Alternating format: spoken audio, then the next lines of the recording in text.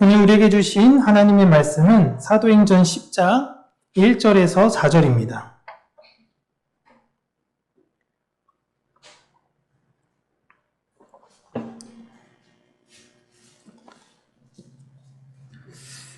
사도행전 10장 1절에서 4절 우리 함께 읽겠습니다. 가이사랴에 고넬료라는 사람이 있으니 이달리아 부데라 하는 군대의 백부장이라. 그가 경건하여 온 집안과 더불어 하나님을 경외하며 백성을 많이 구제하고 하나님께 항상 기도하더니 하루는 제9시쯤 되어 환상 중에 밝히 보매 하나님의 사자가 들어와 이르되 고넬료야 하니 고넬료가 주목하여 보고 두려워 이르되 주여 무슨 일이니까? 천사가 이르되 내 기도와 구제가 하나님 앞에 상달되어 기억하신 바가 되었으니. 아멘. 오늘은 경건이라는 주제로 하나님의 말씀을 나누도록 할 텐데요. 오늘 본문 보시면 잘 나와 있죠? 고넬료가 하나님의 사자, 다른 이름으로는 천사를 만납니다. 근데 고넬료가 어떤 태도를 보이죠? 천사를 볼 때 반했더라, 멋있다더라, 이게 아니라 보고 두려워 이르되 라고 이야기합니다. 그러니까 천사는 자꾸 우리가 동화 속에 만들어낸 그런 이미지로 보시면 안 돼요. 스데반 집사님의 얼굴을 보니 그가 천사와 같았더라 라는 건 뭐냐면 다른 사람들이 저 사람 함부로 할 수는 없겠다 라는 그 경외함을 느낀 사람이었다라는 의미였습니다. 이 경건, 오늘 이야기하는 경건은 하나님 백성에게서 나오는 열매입니다. 오전에도 우리가 함께 나눴지만 유대인에게는 크게 두 그룹이 있어요. 이스라엘이 망하건 어쩌건 어떻게 해서든지 이스라엘, 그 남유대 땅에 붙어가지고 우리 조상으로 받던 그 기업을 어떻게 해서든지 이어가겠다라고 분투하며 살았던 유대인이 있고요. 어려움이 처한 상황에서 어쩔 수 없이 다른 나라에 이주해서 살았던 유대인들이 있습니다. 이렇게 디아스포라 된 사람들을 통칭 헬라파 유대인이라고 이야기했죠. 그리고 스데반 집사님도 헬라파 유대인 출신이다라고 말씀을 드렸습니다. 우리나라로 따지면 이제 교포죠, 교포. 교포인데 그 나라 가면서도 야, 이제 너는 미국에서 태어났으니 너는 미국인이야. 얘부터 한국말 쓰지 마. 미국말만 써. 이렇게 부모가 가르친 것이 아니라 네가 한국에 뿌리가 있다라는 것은 잊지 않아야 한다라고 우리나라 부모들이 가르치죠. 그런 거와 마찬가지입니다. 고려인들도 마찬가지죠. 많은 걸 시간이 지나서 있긴 했지만 그 우즈베키스탄, 카자흐스탄 이런 중앙아시아에 사는 많은 고려인들이 우리는 한국인입니다 라는 그 뿌리를 가지고 살아요. 이게 중요한 거예요. 언어는 많이 잊었지만. 그렇게 자신이 한국인이 아닌 중국이라고 자처하는 조선족과는 사실상은 다르죠. 힘들 땐 동포 막 이야기하면서 이야기하지만 결정적으로 물어보면 당신은 한국 사람입니까? 중국 사람입니까? 할 때 자신의 아이덴티티는 정체성은 중국인이다. 이 사람들은 한국인으로 받아들이지 못한 거예요. 마음으로 우리가 지역은 멀리 떨어져 있지만 나는 유대인입니다 라고 생각했던 사람들이 바로 헬라파 유대인들이었습니다. 이들과 교회 안에서 구제 문제로 갈등이 있었고, 그러나 갈등은 있었지만 이들이 함께 예배드리는 것에 있어서는 문제가 되지 않았습니다. 그냥 이 사람도 유대인이야. 먼 지역에 있지만 유대인이야. 우린 본토에 있는 유대인, 저 사람들은 다른 땅에 있는 유대인. 그런데 오늘 등장하는 고넬료라는 인물은요, 완전한 이방인입니다. 이 사람은 유대인이 아니에요. 그런데 이 사람은 너무 독특한 게 로마 사람인데 하나님을 믿었습니다. 로마는 다신교 국가입니다. 서로의 믿는 신을 존중해주고요. 딱히 신을 믿는 거에 대해서 깊게 생각하지 않았던 제국, 나라였습니다. 여러분, 기안84라는 사람 아시나요? 기안84 보면요. 그의 종교는 불교예요. 불교입니다. 그런데 하는 말을 제가 가끔씩 방송 보면서 하면은 무슨 물의 신이여, 강의 신이여, 바다의 신이여, 벼의 신이여 막 이러면서 이게 이 사람의 정체성인지 우스갯소리로 저렇게 이야기하는지 모르겠는데 막 그렇게 이야기를 하죠. 그게 로마의 신론이에요. 그냥 자기가 농사질 땐 누구한테 얘기하는 거예요? 땅의 신이여, 땅의 신이여. 잘하면 벼의 신이여, 벼의 신이여. 비가 내리면 비의 신이여, 비의 신이여. 이게 로마 사람들의 신교입니다. 딱히 없어요. 기준이 뭐예요? 나 잘되게 해주세요. 나 잘되게 해주세요. 전쟁 나가면 아레스 신이여, 나를 보호해 주소서. 다 그랬습니다. 응? 이 로마가 그리스, 헬라와 패권 경쟁을 해서 누가 이기느냐의 싸움에서 그리스를 이겼습니다. 그리고 정복한 그리스에 딱 가서 그들이 어떤 것들을 배웠나? 그들의 문화가 어떤 거 보니까 그 철학과 깊이가 상당했던 거예요.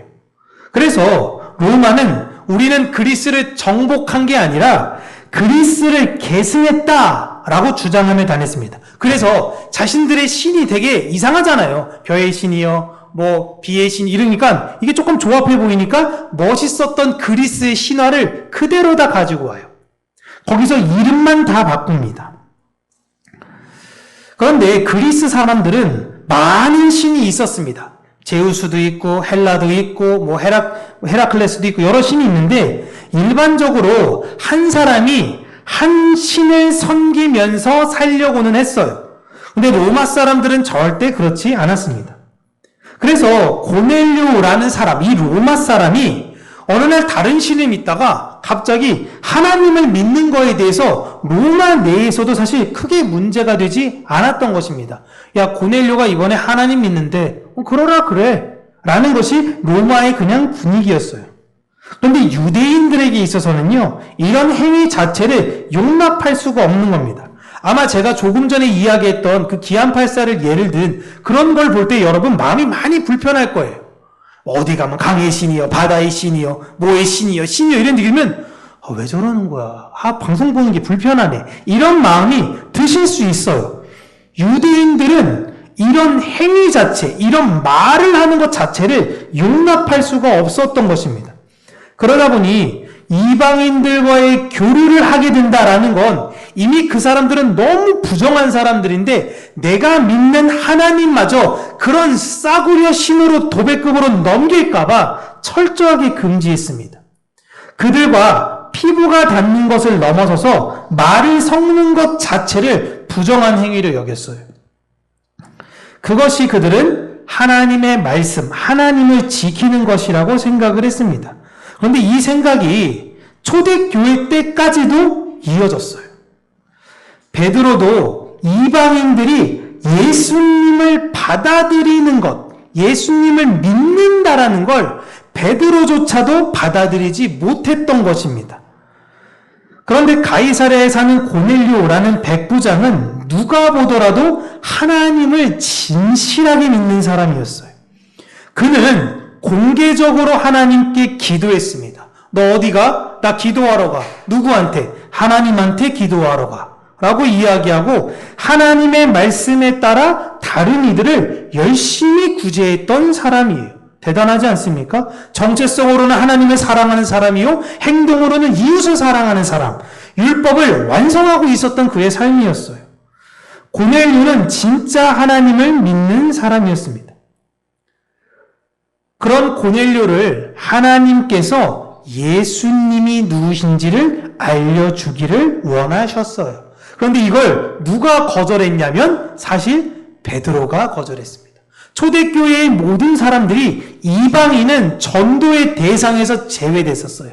그래서 하나님께서 어떤 보자기에다가 동물들 막 놓고 환상 중에 이렇게 베드로한테 내려보내시면서 잡아먹어. 그러니 하나님 이거 율법에 어긋난 음식들이라 저 먹을 수 없는데요. 다시 또 보내고 또 가고. 하나님이 정하다 하는 걸 네가 부정하다고 하지 말아라 라고 이야기를 했죠.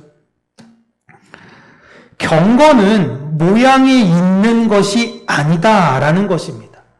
하나님을 믿고 섬긴다라는 것은 너희들이 유대인이 있기 때문에 된 것이 아니라는 걸 하나님께서 다시금 알려주시는 거예요. 그렇게 하나님은 고넬료라는 사람을 통해서 하나님의 복음이 모든 사람들에게 미칠 수 있다라는 것을 우리는 다시금 알게 되는 것입니다.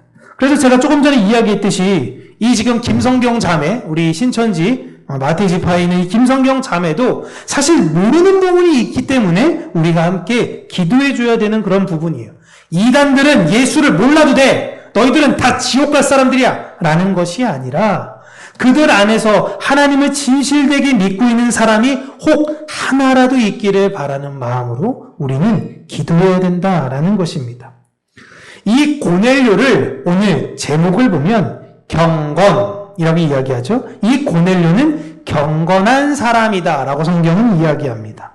경건한 사람, 경건은 행위가 고결하고 순수한 것을 말하고 있지 않습니다. 내 삶의 방향성이 뚜렷하게 향하여 있고 그 방향성에 따라 행동이 나오는가? 나는 하나님을 향해 기도하고 있고 이 세상에 나는 크리스찬이라 이야기하고 있으며 내 주변에 연약한 사람들을 돕는 행위로 나오고 있는가? 이게 바로 하고 있는 사람들, 내 삶에서 그렇게 사는 사람을 경건한 사람이라고 이야기하고 있습니다. 야고보가 교회에 대해서 경건에 대해 이렇게 이야기합니다. 야고보서 1장 27절 우리 같이 한번 읽어볼게요. 시작. 하나님 아버지 앞에서 정결하고 더러움이 없는 경건은 곧 고아와 과부를 그 환난 중에 돌보고 또 잠깐만요. 왜 없었어요? 네. 깜짝 놀랐네. 다시 한번 읽을게요. 시작. 하나님 아버지 앞에서 정결하고 더러움이 없는 경건은 곧 고아와 과부를 그 환난 중에 돌보고 또 자기를 지켜 세속에 물들지 아니하는 그것이니라. 아멘. 자, 진짜 정결하고 진짜 더러움이 없는 경건이 뭔지 알아? 라고 야고보가 이야기해요. 너 진짜 어려운 사람이 올 때 뭐라 그랬어? 기도해 줄게. 하나님이 너와 함께 하실 거야. 그런 공허한 말들 하지 마. 어려운 사람들이 보일 때에 그들을 힘써 도와. 너 자신 스스로 그 경건은 스스로 지켜. 어려운 사람이 있을 때 도와. 이게 경건이다라는 것입니다. 예수 그리스도를 향한 기도와 예수 그리스도를 닮은 구제. 그렇게 우리가 진짜 주의해야 되는 것은 경건의 모양에 속는 것입니다. 경건은 내 마음에서 하나님을 향한 열매들이에요. 애씀들, 분투함들. 크리스천은 절대 나만을 위하거나 나랑 친한 사람만을 위해서 살지 않습니다. 제가 예전에 이런 이야기를 여러분들에게 말씀드렸는데 제가 마을버스를 타고 어느 지역을 이렇게 가고 있는데 제 버스를 탔어요. 근데 제 뒤로 타셨던 할머니 한 분이 서둘러 이제 태그를 하신 다음에 제가 앉으려고 가는 자리에 가방을 던지시더라고요. 가방을 딱 던지시면서 깜짝 놀랐죠? 그 할머니가 빨리 와서 저를 이제 어깨를 밀치고 자리에 앉으셨어요. 두 자리 있는 거라 앉으신 다음에 뒤에 있는 분에게 말씀하십니다. 권사님, 빨리 와. 권사님, 빨리 와.